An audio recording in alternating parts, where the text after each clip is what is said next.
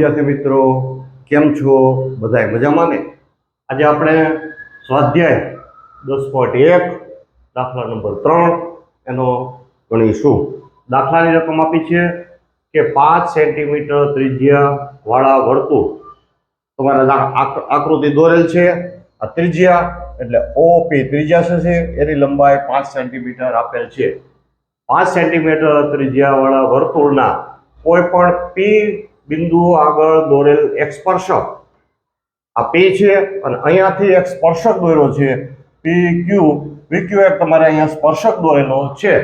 તો ઓ કેન્દ્રમાંથી પસાર થતી રેખા, આ કેન્દ્ર ઓ જે છે એને પસાર થતી રેખા ઓ ક્યુ બિંદુને છેદે છે.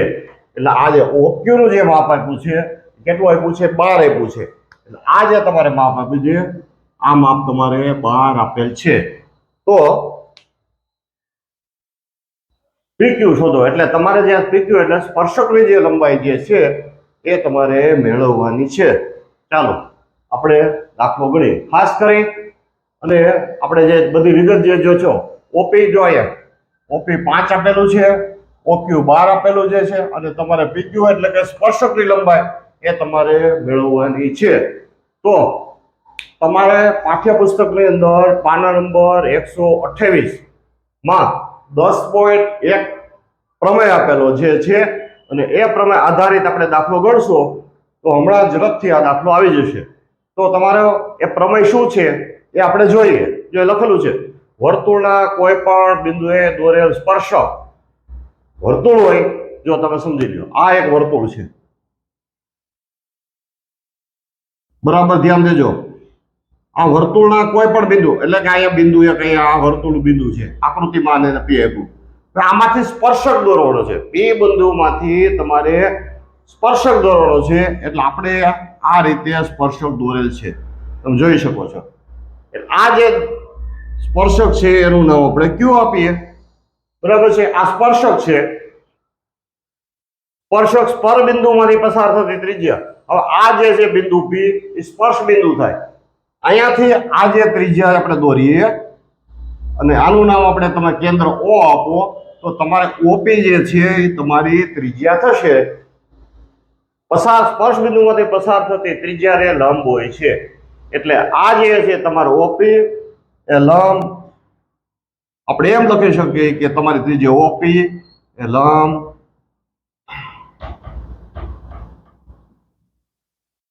આમ થાય. આ ઓપી તમે જોઈ શકો, લંબ એટલે આડો, આ ટાઈપ લંબ, આને જે લંબ કહેવાય. આ ઓપી લંબ પી ક્યુ, આ જે પી, આ ક્યુ, આ તમારે જે પી પણ અહીંયા આપણે લખવાનો છે પી. હેલો. એટલે આ રીતે તમારી આકૃતિ થશે અને પછી અહીંયા આપણે જોડી દીધો છે. હવે તમારે જે મારે જે મહત્વની જે વાત કરવાની જે છે આ છે. જો હવે મારે તમને આપણે ડિટેલ આપણે આખો લખી પ્રમેય એક પછી એક લખી. ત્રિજ્યા તમને આપી છે.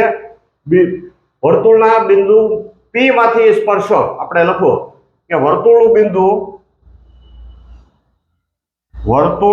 બિંદુ પી આગળ એક સ્પર્શક, અને આ સ્પર્શક શું છે? પીક્યુ. પીક્યુ છે આ બિંદુ પી, આ જે સ્પર્શક છે અને સ્પર્શકનું નામ શું છે? પીક્યુ છે. હવે તમે જ્યાં છે તેથી પ્રમેય ક્યુ હમણાં મેં તમને વાત કરી 10.1 મુજબ, પ્રમેય 10.1 મેં તમને સમજાવી દીધો કે પાના નંબર તમારે 128 ઉપર છે કે તમારે શું છે 10.1, અને ટૂંકમાં મેં જો લખેલું છે કે ત્રિજ્યા લંબ સ્પર્શક. આ તમારી ત્રિજ્યા, આ ત્રિજ્યા લંબ સ્પર્શક એ યાદ રાખજો.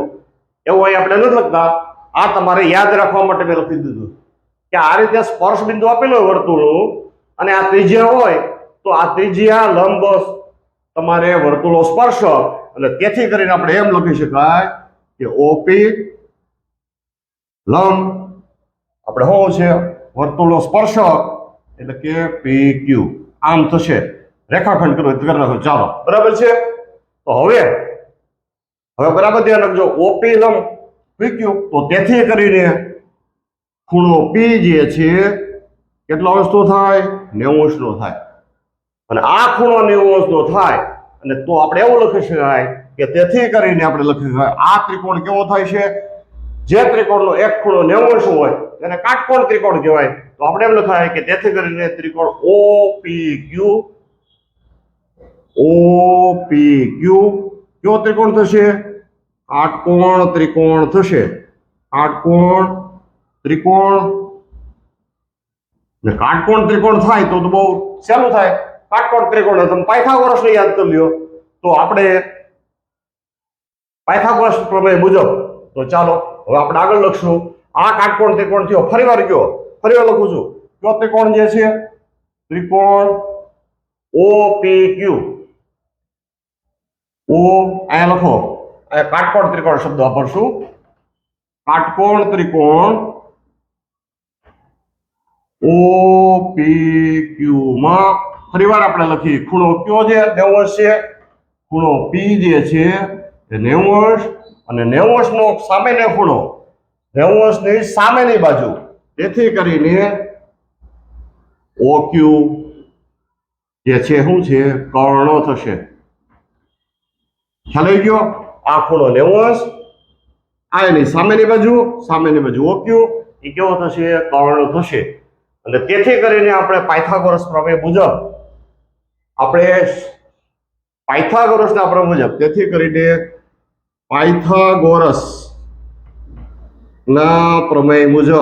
પાયથાગોરસનો પ્રમેય તમને આવડતો હોવો જોઈએ.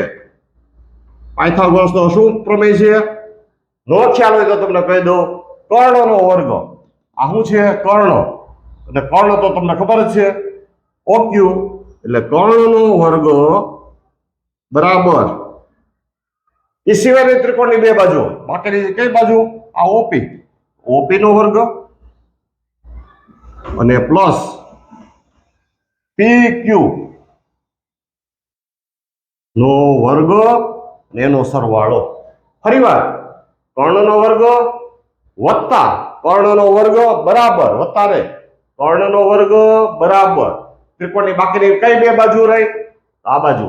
એટલે OP નો વર્ગ વત્તા બીજી બાજુ PQ નો વર્ગ અને આ બે બાજુના વર્ગોનો સરવાળો એટલે તમારો પાયથાગોરસનો પ્રમેય. ખ્યાલ આવ્યો? તમારે પાયથાગોરસનો પ્રમેય શું છે તો આવી રીતે તમે યાદ રાખવું જોઈએ.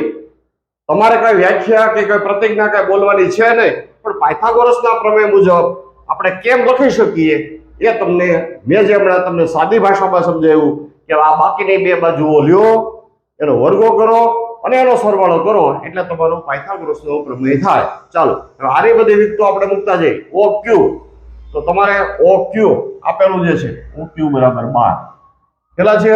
જ્યાં OQ લખ્યું છે ત્યાં હું 12 લખું એટલે અહીંયા આવશે 12 નો સ્ક્વેર બરાબર OP તમારે આપેલું છે 5. OP એટલે કેટલો ભૂસ? 5. અને આ તમારે શોધવાનું છે. PQ જે છે તમારે શોધવાનું છે. હવે તો બહુ સરળ થઈ ગયું. 12 નો સ્ક્વેર 12 ગુણ્યા 12 એટલે 144.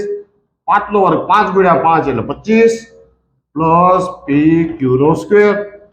અને હવે 25 ના બાજુ લ્યો તો શું આવશે? 144 માઇનસ 25 બરાબર PQ નો સ્ક્વેર.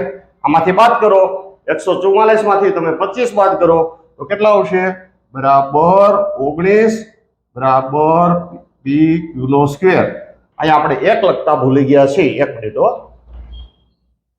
અહીંયા આવશે તમારે 119. 1 છે આપણે લખતા ભૂલાઈ ગયો. ચાલો 144 માંથી 25 જાય તો કેટલા રહેશે?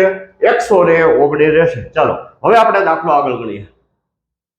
તો હવે આપણે આમ લખશું કે PQ નો સ્ક્વેર બરાબર 119. હવે આપણે વર્ગમૂળ કાઢી નાખો એટલે દાખલાનો જવાબ.